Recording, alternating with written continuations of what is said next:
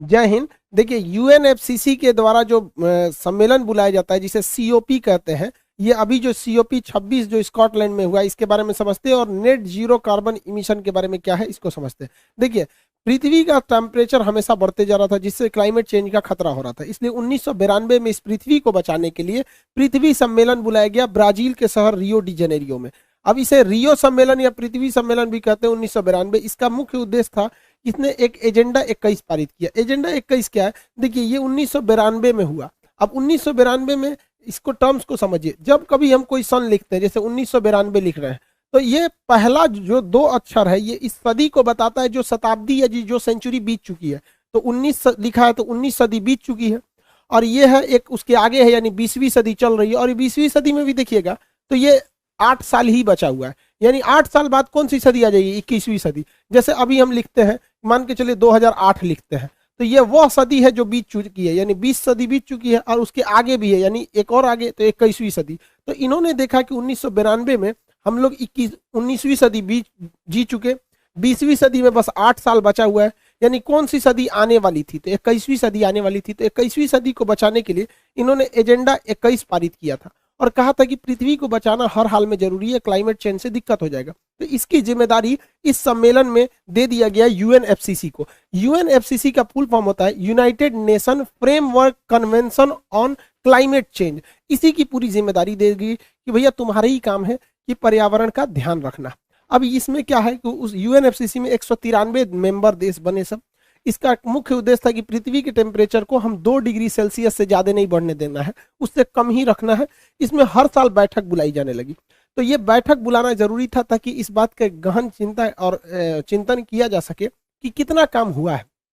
तो इसके सम्मेलन को ही सीओपी बोलते हैं, कॉन्फ्रेंस ऑफ पार्टीज। पार्टीज मतलब कौन कौन देश इसमें शामिल है, तो कॉन्फ्रेंस ऑफ पार्टीज को ही शॉर्टकट में सीओपी कहते हैं। ये सम्मेलन 1992 से नहीं हुआ, हालांकि यूएनएफसीसी का गठन 1992 में हो गया, लेकिन इसका पहला बैठक बुलाया गया था 1995 में। तो जब भी बैठक बुलाया जाएगा तो हर एक पार्टी यानी देश के मेंबर का बुलाया जाएगा, तो कॉन्फ्रेंस होगा, कॉन्फ्रेंस ऑफ पार्टी, जिसे सीओपी कोप कहते हैं। अभी जो हुआ तो पहला जो सीओपी बुलाया गया था कॉन्फ्रेंस ऑफ पार्टी, वो 1995 में जर्मनी में बुलाया गया। अब उसी के बाद टेंटेटिवली हर साल बुलाया जाता है। तो जो इस साल बुलाया गया है 2021 में, ये स्कॉटलैंड में बुलाया गया है। तो देखिएगा उस हिसाब से सीक्वेंस देखेंगे तो ये 26वां बैठक था, इसलिए इसे सीओपी 26 कहते हैं। अगला जब होगा तो उसे सीओपी 27 कहेंगे। तो सीओपी का मतलब होता है कॉन्फ्रेंस ऑफ पार्टीज। अब एग्जाम में आएगा तो आप ये मत सोच लीजिएगा ये किसका हिस्सा है, यूएनएफसीसी का ही एक पार्ट है। ये एक मीटिंग होती है यूएनएफसीसी की ओर से कराया जाता है। अब इसमें क्या था खास बात, तो देखिए इस बार यह बैठक स्कॉटलैंड में बुलाई गई थी। स्कॉटलैंड के बारे में पहले समझिए। ये नीचे जो देश ग्रीन कलर का दिख रहा है ये इंग्लैंड है, ये वेल्स है। तो ये इंग्लैंड, वेल्स, स्कॉटलैंड, जब इन तीनों चीजों को मिला देते हैं तो उसे ब्रिटेन कहते हैं। यही ब्रिटेन वाले भारत पर शासन किए थे। तो तीनों को मिला देने से बनता है ब्रिटेन। अगर आप इस ब्रिटेन में आयरलैंड का ऊपर का भाग, उत्तरी आयरलैंड भी मिला देते हैं तो बन जाता है यूनाइटेड किंगडम, जिसे शॉर्टकट में यूके कहते हैं। तो हमारे ऊपर यूके वालों ने शासन नहीं किया, हमारे ऊपर ब्रिटेन वालों ने किया। तो ब्रिटेन में भी 3 आएगा, स्कॉटलैंड, इंग्लैंड और वेल्स। ऐसे भी देखें प्रिंस ऑफ वेल्स भारत में आए थे, आगमन हुआ था यहाँ से। तो ये स्कॉटलैंड जो है वो ब्रिटेन का हिस्सा है। तो स्कॉटलैंड में इस बार सम्मेलन हुआ। इस सम्मेलन में तुर्की भाग नहीं लिया, चीन ने नहीं लिया, रूस ने भी भाग नहीं लिया।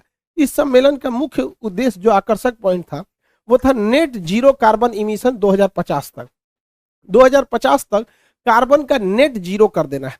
अब इस सम्मेलन सीओपी 26 जो हुआ, यानी 26वीं बैठक, पहली तो 95 में हुई थी 1995 में, 26वीं 2021 में हो रही है।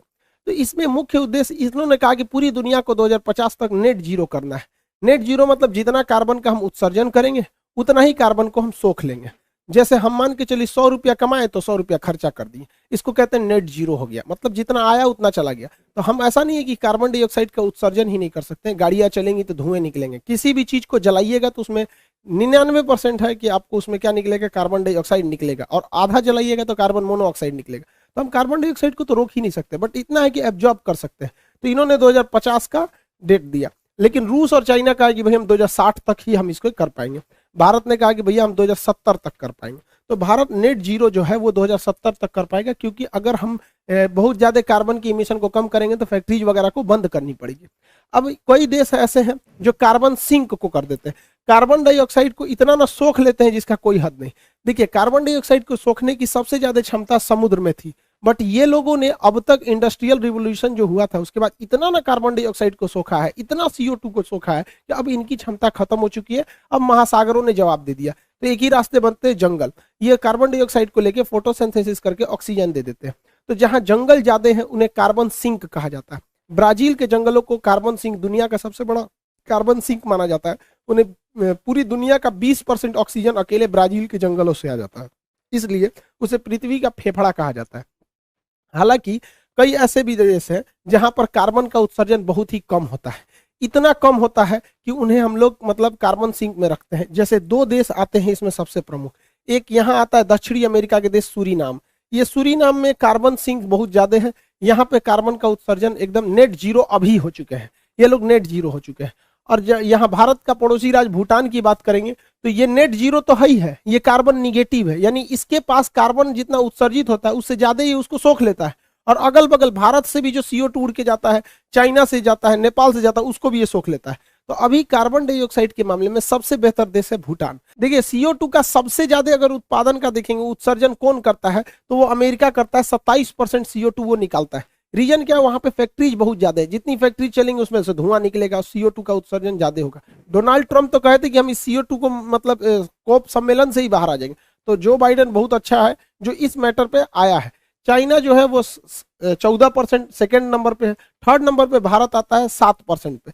देखिए, CO2 का उत्सर्जन दुनिया में जितने विकसित देश थे, जो पहले इंडस्ट्रियल रिवोल्यूशन हुआ था ब्रिटेन वगैरह में, तो उन्होंने CO2 का उत्पादन किया। और जो बेचारे गरीब देश है उनके पास CO2 का उत्सर्जन ही नहीं हुआ। अब उन पे नियम लगाइए कि आप उत्सर्जन मत कीजिए, तो वो कहते हैं कि भैया तुमने पूरी फैक्ट्री लगाई, तुम इतने अमीर हो गए, तुमने पूरे पृथ्वी को चौपट किया, हम तो कुछ किए ही नहीं, अब हमारे पे नियम क्यों थोपते हो? एक काम करो, तो सोलर प्लेट से बिजली कैसे बनती है ये टेक्नोलॉजी ट्रांसफर करो, या फिर हमारी मदद करो। तो अमीर देश इस टेक्नोलॉजी को भी ट्रांसफर नहीं करते, अब कहते हैं हमसे खरीदो, तो कहता हमको कौन चीज खरीदना है, तो पृथ्वी को हम चौपट होने देते हैं। तो इसके लिए एक अलग से बजट अलॉट किया जाएगा, जिससे कि गरीब देशों को टेक्नोलॉजी खरीदने में या ट्रांसफर करने में सहायता मिल सके।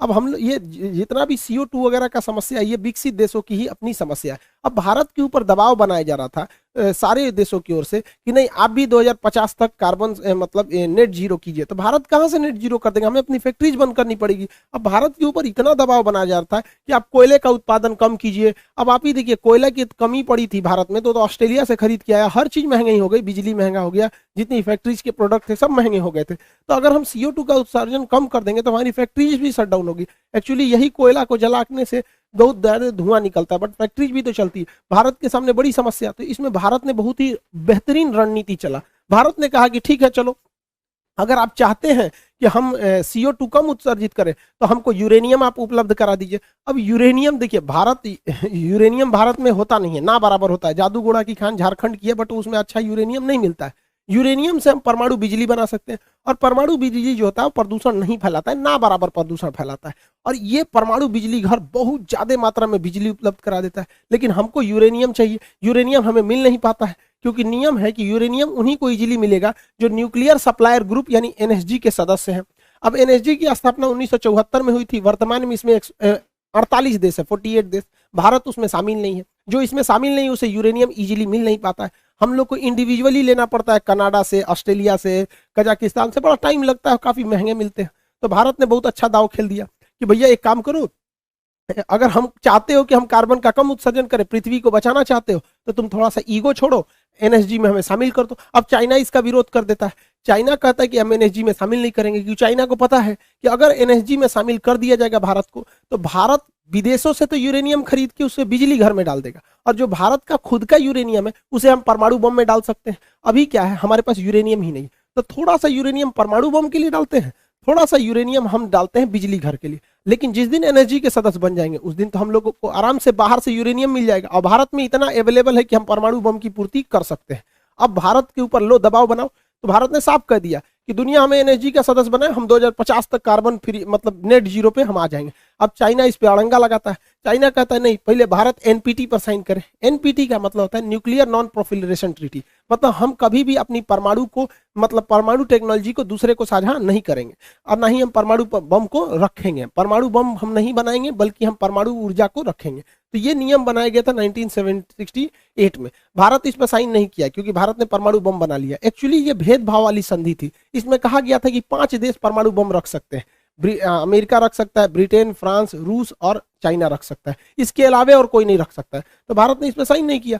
तो चाइना इतना होशियार है, वो कहता है कि ठीक है, अब समझिए, चाइना कहता है कि हम भारत को एनएसजी का सदस्य बनाने के लिए सहमत है, लेकिन भारत एनपीटी पर साइन करे तो भैया हम फंस जाएंगे ना, बिजली के चक्कर में परमाणु बम चल जाएगा हमला। तो हम लोग इस पे साइन नहीं करते। अब आप कहेंगे कि 148 में अकेले चाइना अड़ंगा कैसे लगा देता है, तो एनएसजी का रूल ही उठपटांग है। उसमें कहा गया कि किसी भी नए सदस्य की एंट्री से पहले 48 सदस्य की, यानी पहले से उपस्थित सभी सदस्यों की सहमति जरूरी है। तो भाई सर्वसहमति में एक ही अड़ंगा आता है चाइना। तो चाइना कह रहा है कि आप एनपीटी पर साइन कीजिए तभी हम आपको एंट्री करने देंगे, नहीं तो नहीं करने देंगे। तो भाई सारे देश रेडी हैं, चाइना नहीं है। तो चाइना कहता ठीक है, तब एक शर्त पे हम करेंगे, अगर चाइना होगा तो पाकिस्तान भी हो जाएगा। अब यहाँ चाइना फंस गया, क्योंकि भारत तो रेडी हो जाएगा, ठीक है हमको कर रहे हो तो पाकिस्तान को भी कर लो। लेकिन पाकिस्तान पे केवल चाइना ना रेडी होगा, बाकी के देश 48 जो देश हैं उसमें से अमेरिका भी है, फ्रांस भी है। अभी फ्रांस के राजदूत को पाकिस्तान वाले बाहर निकालेंगे। अरे उसका राजदूत तुम्हारे यहाँ है नहीं, वहां जो कार्टून बनाया था वो मर चुका है, लेकिन अभी भी हो रहा है, तो फ्रांस इनको रोक लगा देगा। तो भारत के लिए तो सही है, भारत कहते हाँ पाकिस्तान को भी लाइए, कोई दिक्कत नहीं, आपका मन आप तालिबान को भी ला दीजिए, तो बाकी के बचे देश तो उसको रोक देंगे ना। तो भारत के लिए बहुत सही है। भारत के ऊपर दबाव बनाया जा रहा था, लेकिन हम सबको सोचना चाहिए कि हम अपने स्वार्थ के चक्कर में पृथ्वी को ना चौपट कर दे। इसलिए हम सबको इसके लिए, भारत को तो एनएसजी का सदस्य बनना ही चाहिए, क्योंकि हमारी छवि अच्छी रही है, हमने कभी किसी को परमाणु हथियार की टेक्नोलॉजी साझा नहीं किया। तो हम लोग इस पर अभी बहुत जोर शोर से काम चल रहा है, बहुत जल्दी हम लोग एनएसजी के सदस्य बन जाएगा। तो चाइना जो दबाव बना रहा था उल्टा भारी पड़ गया उसके ऊपर, उसको समझ में नहीं आ रहा है कि भारत में मतलब पंगा लेना ठीक बात नहीं है। अब एक एग्जाम के एस्पेक्ट से क्वेश्चन जरूरी है, याद रखिएगा। हाइड्रोजन को हम भविष्य का ईंधन कहते हैं, फ्यूचर का ईंधन, जबकि यूरेनियम को हम आशा का ईंधन कहते हैं। हालांकि ये धातु है तो इसे आशा का धातु भी कह सकते हैं। ये पीले रंग का होता है, इसलिए इसे येलो केक के नाम से जाना जाता है। दुनिया का सबसे महंगा पदार्थ होता है यूरेनियम, इससे महंगा दुनिया में कुछ भी नहीं है। कोहिनूर हीरा मतलब क्या होता है? अब टाइटेनियम होता है, इसे भविष्य का धातु कहते हैं।